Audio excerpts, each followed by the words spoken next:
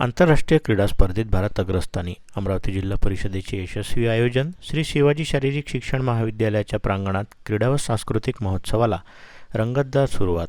14 पंचायत समितीमधील 2,500 खेळाडूंचा सहभाग. अमरावती ग्रामीण भागातील विद्यार्थ्यांमध्ये क्रीडेचं नैपुण्य आहे, त्याला योग्य आकार व मार्गदर्शन मिळाले तर आंतरराष्ट्रीय क्रीडा स्पर्धातील पदकांमध्ये भारत अग्रस्थानी राहील असा आशावाद खासदार डॉक्टर अनिल बोंडे यांनी व्यक्त केला.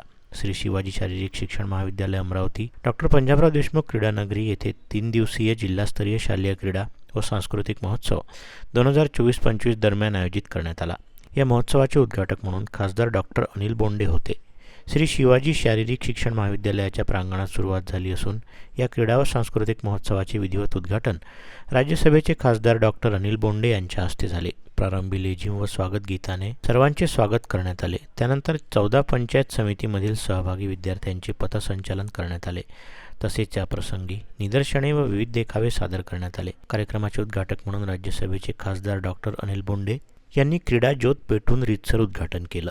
तालुक्यामधून आलेले माझे खेळाडू मुलं आणि मुली, मित्र आणि मैत्रिणी, बंधू आणि भगिनी, खरं म्हणजे अतिशय अभिमानाची बाब आहे की जिल्हा परिषदच्या या सगळ्या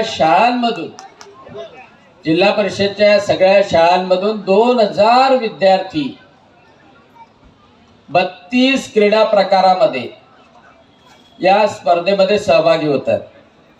आणि म्हणून जिल्हा परिषदच्या शिक्षण विभागाचं, सर्व शिक्षकांचं आणि स्पर्धेमध्ये सहभागी होणाऱ्या सर्व विद्यार्थ्यांचं मी मनपूर्वक अभिनंदन करतोय.